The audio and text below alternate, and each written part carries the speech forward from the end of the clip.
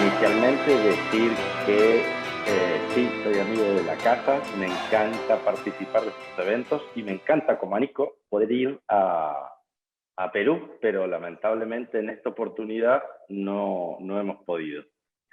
Me encantó el viaje que hizo Nico por la historia básicamente de la estimulación y cómo se está manejando en este momento, pero eso no quita que todos, y como lo presentó él, cada vez tengamos pacientes más grandes. Esto es una demostración de hace unos años atrás, en la cual cada vez las mujeres se embarazan más tarde. Algunas mujeres les prestan los vientres a sus hijos. Es también revolucionario cómo la edad y cómo hemos entendido que la edad puede afectar a la reproducción. Entonces, pensar que existen muchas causas por las cuales una mujer va a decidir retrasar su maternidad. Existen causas demográficas, el desarrollo profesional, la estabilidad económica. Existe un montón, por lo menos en Argentina, la tasa de divorcio es del 50%. Y muchas veces la gente quiere rearmar su familia con otra pareja y claramente llegan bastante más tarde que a su primer matrimonio. La gente busca hijos después de desarrollarse económicamente, como decía, y la gente, siempre lo cuento, hace unos años atrás vino una paciente acá a la clínica, Libby, y una mujer de 46 años. Entonces me dijo, bueno, doctor, quiero tener un hijo, quiero probar con una inseminación, bla, bla, bla, bla. Y le dije, mire, señora, usted tiene 46 años. Y se paró, se puso de costado y me dijo, pero parezco de 25. Y claro, parece de 25, pero sus ovarios tienen 46 años. Y eso es innegable. A medida que aumenta la edad, la probabilidad de gestación es cada vez peor. Pero cada vez tenemos pacientes más grandes en las clínicas, entonces tenemos que desarrollar nuevas estrategias para intentar ayudar a nuestras pacientes. Y como decía, bueno, esto es un diagnóstico de Chile, de cómo a medida que van pasando los años, cada vez se requieren más servicios de técnicas de reproducción asistida, claramente porque cada vez la población en nuestras clínicas es más grande. Y este es un estudio interesantísimo publicado en el 2003, creo que era en un Human Reproduction, en el cual demuestra cómo, independientemente de la época en la cual se ha intentado tener hijos, la probabilidad de gestación, independientemente que estuviéramos en el 1600 o estemos ahora, la probabilidad de gestación igualmente sigue para abajo por múltiples razones. Existen algunas razones muy interesantes que no son las del día de hoy, que hay nuevos conceptos respecto al envejecimiento. Y ese envejecimiento no solo está vinculado a la edad, sino también está vinculado a la oxidación y también está vinculado a la inflamación, pero son apartados para otra charla. Lo que tenemos claro es que a medida que aumenta la edad, la probabilidad de nacido vivo es cada vez más baja. Esta es la tasa de natalidad en Argentina y se puede ver que a medida que aumenta la edad, como vengo repitiendo, es un evento que es innegable. Y eso puede ocurrir por múltiples razones. Esta gráfica ya conocida por todo el mundo, a mí me encanta, en donde se puede ver cómo a medida que aumenta la edad, en la línea completa, vemos que la reserva ovárica va a ir disminuyendo. Ese es uno de los factores por los cuales la probabilidad de gestación, lo mostró muy bien Nico hace un ratito, en donde muestra el trabajo ese que publicaron también con Juancho García Velasco, que a medida que aumenta el número de óvulos, la probabilidad de nacido vivos es cada vez más alta. Y por otro lado, en la línea punteada, van viendo cómo va aumentando la probabilidad de aneuploidía. Acá dice probabilidad de óvulos de mala calidad, que también sería un evento extra, pero el concepto principal es que aumenta la probabilidad de aneuploidía. Respecto a ver, pasó algo que, ahora sí. Todos sabemos que existe esa disminución de la reserva ovárica, pero existen como 3 conceptos de por qué una mujer va a llegar a su edad un poco más avanzada con pocos óvulos. Una de las razones por las cuales va a llegar con pocos óvulos es porque nace con una reserva ovárica normal y el envejecimiento va a hacer que llegue con baja reserva. Otro grupo de mujeres van a nacer con menos óvulos y va a hacer que llegue a una baja reserva ovárica mucho antes que una mujer normal. Y existe un tercer grupo de mujeres que nace con una reserva ovárica normal, pero que por alguna razón, en general iatrogénica, va a terminar con una muy baja reserva a edades tempranas. Y existen, sabemos, distintos tipos de envejecimiento ovárico, distintos caminos por los cuales va a disminuir la reserva ovárica en nuestras pacientes. Y como mostró Nico, existen múltiples marcadores con los cuales nosotros podemos averiguar en qué condiciones está nuestra paciente, pero esos marcadores no nos van a hablar de su probabilidad de nacido vivo, sino que nos van a hablar exclusivamente del tipo de respuesta que va a tener esta mujer.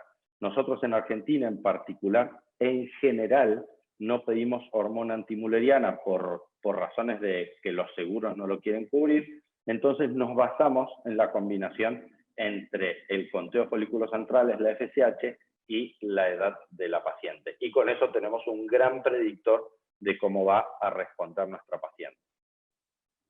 Y combinando estos factores, sabemos que este es un slide muy viejo, desde el 2003, pero ya en ese momento teníamos claro que la FSH nos habla el marcador hormonal, la FSH o la antimuleriana nos va a hablar del marcador de qué cantidad de óvulos y la edad de esta paciente, y la edad nos va a hablar de la calidad de los óvulos de esta paciente, como claramente se ve en esta gráfica.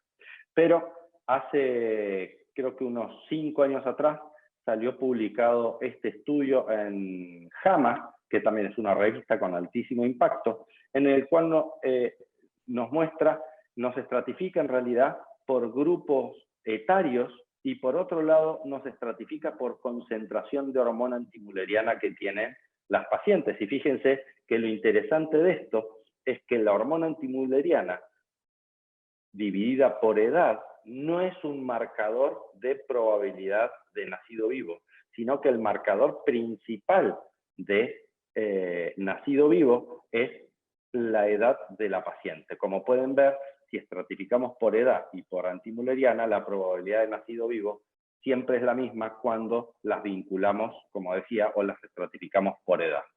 Más de lo mismo, un paper del 2009 en donde nos muestra en una curva ROC la probabilidad de predecir respuesta en nuestras pacientes, y como les decía, nosotros antimuleriana no usamos, pero estamos tranquilos porque utilizar el conteo de folículos centrales más la FSH más la edad suma un montón de predicción a conocer la reserva ovárica de nuestras pacientes. Entonces, yendo más al tema, hablamos de múltiples factores, pero 2 factores son los principales: la baja respuesta a la estimulación ovárica y la mala calidad. Entonces, ¿qué podemos hacer con las pacientes con baja respuesta a la estimulación? Este trabajo a mí me encanta de Norbert Glaser, en el cual nos demuestra que cuando nosotros transferimos un embrión, estimulamos a una paciente, le sacamos 2 o 3 óvulos, una mujer en edad avanzada, le sacamos 2 o 3 óvulos y terminamos con un único embrión no elegible. O sea, mire señora, tengo este embrión, se lo voy a poner. La probabilidad de nacido vivo entre los 41 y 42 años es del 6%, y es nacido vivo, no es nacido vivo sano, solo nacido vivo. Y cuando pisamos los 43 años en adelante, es del 0. Ahora, cuando tenemos 2 embriones no elegibles, la probabilidad prácticamente no varía, está entre el 6 y el 2%. Y cuando tenemos 3, tampoco prácticamente varía. Entonces, habría que buscar una estrategia para poder ayudar a nuestras pacientes a tener un mejor resultado, sobre todo en las pacientes bajas respondedoras de edad avanzada. Entonces, a partir de ese concepto, nace la posibilidad de acumular ovocitos vitrificados. Y esto tiene que ver, bueno, ahora lo voy a mostrar en un minuto, en los países menos desarrollados, que España particularmente, hacer un tratamiento de fecundación in vitro completo vale significativamente más caro que una estimulación de la ovulación, aspiración y guardar óvulos. Entonces, se nos ocurrió pensar en la acumulación de ovocitos vitrificados. Y esto tiene un solo concepto, es mejorar los resultados, pero acortando el time to pregnancy, porque una cosa es repetir fecundación in vitro, fracaso tras fracaso, y otra cosa es pensar en acumular muchos óvulos para tener en la mesada en un momento, no sé, unos 8 o 10 óvulos, que de esa manera le va a mejorar significativamente el pronóstico a nuestras pacientes. Y eso lo podemos hacer de varias maneras. Nico hace un ratito mostró este trabajo de Ángela Birwald, que es genial. Esto viene de otros mamíferos y pensaron por qué no en el humano. Y claro, vieron que también la mujer tiene múltiples oleadas de crecimiento folicular, y a partir de ese concepto, Filippo Ubaldi pensó en hacer esta técnica que ya estaba publicada previamente por Jean-Ping Quan, se llama Protocolo Shanghai, creo que también en un Fertility, en donde se hace una estimulación de la ovulación normal, y unos días se hace la aspiración, y unos días después de la aspiración, unos 4 o 5 días, se comienza con una nueva estimulación de la ovulación. Y como mostró Nico hace un segundo, y lo podemos ver aquí, la probabilidad de euploidía en los embriones de la fase folicular y de la fase lútea es exactamente la misma. Pero lo interesante de este concepto no solo es la cantidad de óvulos, es que esto salió publicado hace muy poquito también por el grupo de Filippo Ubaldi. Lo interesante de este concepto es que podemos tener enganchadas, para decirlo de una manera, sin que las pacientes pierdan el ánimo, a nuestras pacientes. Y lo pueden ver acá, fíjense, vamos directo a los resultados, que cuando hace DuoStim, la probabilidad de nacido vivo es significativamente más alta que cuando hace ciclos consecutivos completos. Pero lo interesante de esto es que cuando a las pacientes se le propone hacer DuoStim, el 100% de las pacientes lo va a cumplir. En cambio, cuando le pedimos a las pacientes o les proponemos que hagan ciclo tras ciclo, solo el 9% de las pacientes lo van a hacer rápidamente. Hablando de tiempos, se necesitan 16 días para completar 2 estimulaciones cuando se hace DuoStim, pero en este estudio se necesitaron 140 días para hacer las 2 estimulaciones en nuestros pacientes. Y si estamos hablando de time to pregnancy, piensen que 140 días es un montón de tiempo, es medio año. Y finalmente, cuando hablamos de tasa de gestación, a pesar de no ser estadísticamente significativo, es clínicamente diferente tener un 15% de nacido vivo que un 8% de nacido vivo, por lo cual el DuoStim es una gran estrategia para ayudar a nuestras pacientes a acortar el time to pregnancy y a lograr el objetivo, que es tener un nacido vivo. Siguiendo con el concepto, la probabilidad, independientemente de que sea un ciclo en fresco o que los óvulos hayan sido vitrificados, esto también lo muestro siempre, la probabilidad de nacido vivo y de embrión euploide es la misma, viniendo de óvulos frescos o de óvulos vitrificados.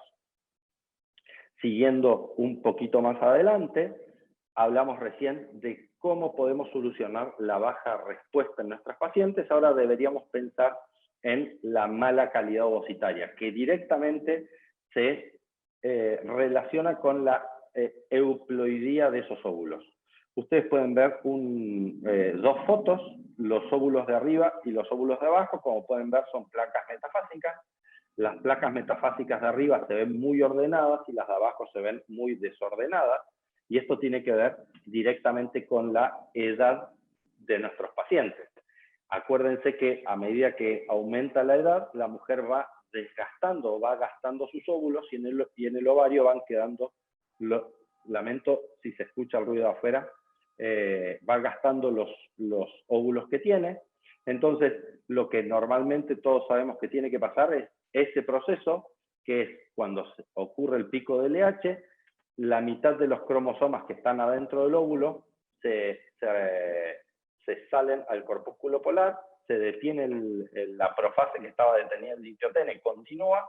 Entonces, el gran problema que tenemos es que cuando ocurre ese proceso, salen un número de cromosomas afuera del óvulo o quedan un número de cromosomas anormal adentro del óvulo. O salen más o quedan más adentro del óvulo. Entonces eso va a determinar que tengamos una placa metafásica con un número anormal de cromosomas. Ahora, este es un proceso natural, este es un estudio ya tiene 10 años y demuestra cómo a medida que aumenta la edad, quiero decir, al principio de la edad reproductiva se van gastando los óvulos genéticamente normales y sobre el final de la edad reproductiva van quedando los óvulos que quedan. Se gastaron la gran mayoría de los óvulos normales y quedan los óvulos, o quedan la gran mayoría de los óvulos que tenemos son los genéticamente anormales. Y eso es lo que determina, como todos sabemos, la probabilidad de nacido vivo, que es directamente proporcional o indirectamente proporcional a la edad de la mujer. Y se ha pensado si tenía que ver solo con la euploidía del embrión o si algunos genes podían ser determinantes de que, a pesar de que el embrión sea euploide, también afecten en la probabilidad de tener embriones sanos o nacidos vivos. Y fíjense que independientemente de la expresión, sobreexpresión o subexpresión de determinados genes, la tasa de nacido vivo está 100% relacionada con la euploidía de los embriones que vayamos a transferir. Entonces, para tener en claro esto, nos toca pensar en hacer diagnóstico genético en nuestras pacientes. Todos sabemos de qué se trata el PGTA, esto ya lo conocen, es una biopsia de un embrión en donde se sacan células del trofectodermo y vamos a tener un resultado similar a esto. Las técnicas van avanzando, ahora se hace con NGS, pero este embrión, para los que no conocen, este embrión es un embrión genéticamente anormal, en donde tiene una monosomía del cromosoma 10, otra monosomía del cromosoma 16 y una trisomía del cromosoma 21, y el embrión de abajo es el embrión sano. Entonces, del laboratorio nos van a decir, mire, tiene un embrión para transferir y es el que vamos a querer transferir en ese útero que Nico puso que podía ser agresivo o no. Entonces, Nico acaba de mostrar este estudio en el cual, a medida que aumenta la edad de nuestras pacientes, van a ocurrir dos eventos. Uno de los eventos es que va a ir disminuyendo el número de embriones euploides que vayamos a tener, pero al lado de ese evento también van a ir viendo, fíjense, en colorado, en rojo, se ven embriones que tienen 2 aneuploidías, en verde que tienen 3, y en púrpura van a ver embriones que tienen más de 3 aneuploidías, nosotros les decimos caóticos. Entonces, esto es para que entiendan que a medida que aumenta la edad, los embriones los óvulos son cada vez peores en lo que resta de la reserva ovárica en el ovario, por lo cual es alta recomendación a partir de los 38 años, por lo menos para nosotros, recomendar hacer PGTA o diagnóstico genético en todas nuestras pacientes, y repito, por dos razones.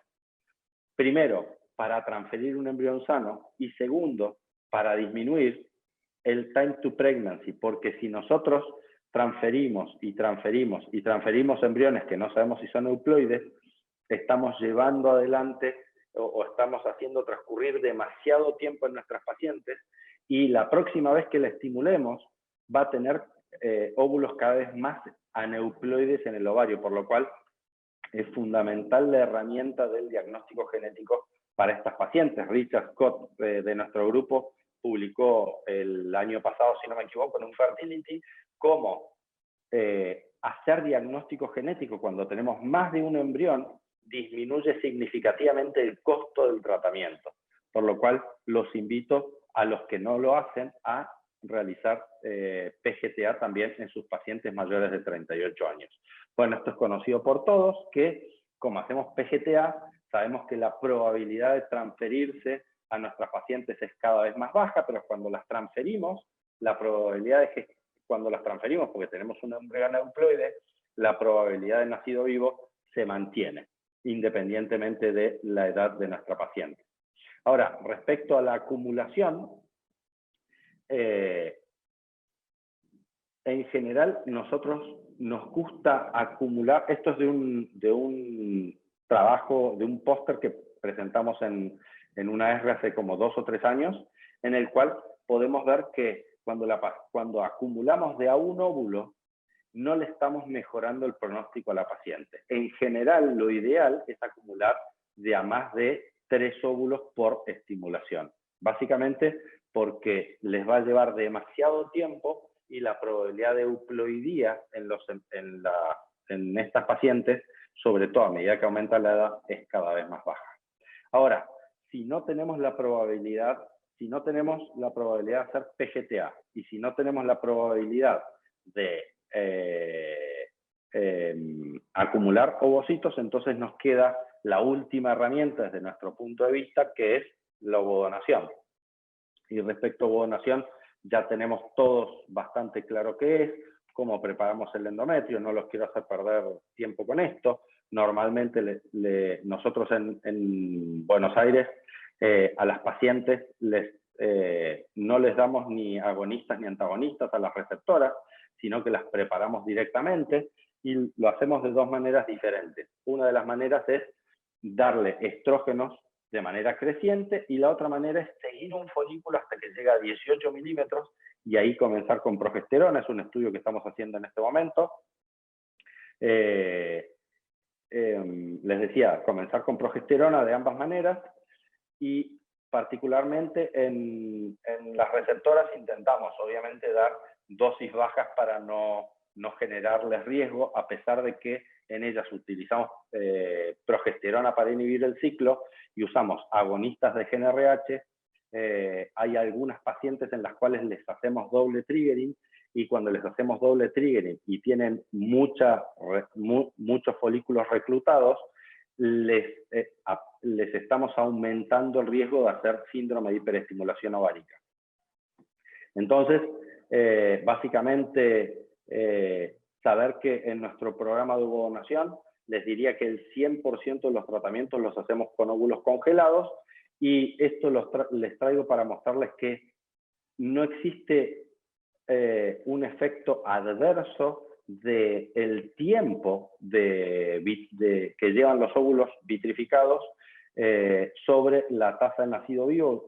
Este es un trabajo de Ana Cobo publicado creo que el año pasado también, y pueden ver sobre la izquierda cómo a medida que cómo va aumentando el tiempo, y pueden ver que la tasa de embarazo acumulativa es exactamente igual en las pacientes que utilizaron óvulos vitrificados por menos de 6 meses que cuando tuvieron más de 2 años en nuestro banco. Entonces, finalmente, ir mostrándoles cómo van los resultados, particularmente, bueno, esto es del año pasado, de la probabilidad de gestación en tratamientos con óvulos donados vitrificados en nuestra clínica, y esto tiene que ver, como todos saben, con cómo se hacen las cosas en el laboratorio. La vitrificación es una técnica muy manual, muy artesanal. Cuando se hace bien, los resultados van muy bien, pero cuando no se hace tan bien, los resultados claramente no van tan bien. Nosotros, por suerte, estamos contentos con nuestros resultados, porque entendemos que para las pacientes que no pueden obtener embarazo de ninguna otra manera, es la estrategia más adecuada, y a pesar del deseo de la paciente de buscar un embrión o tener un hijo sano con sus propios óvulos, cuando no lo logran, entendemos que tiene que ser lo más rápido posible y hacerlo en one shot. Y finalmente contarles que nuestro grupo está llevando adelante 2 estudios de investigación para pacientes más complejas, y no tiene que ver con problemas de edad, sino particularmente de reserva ovárica, en los cuales los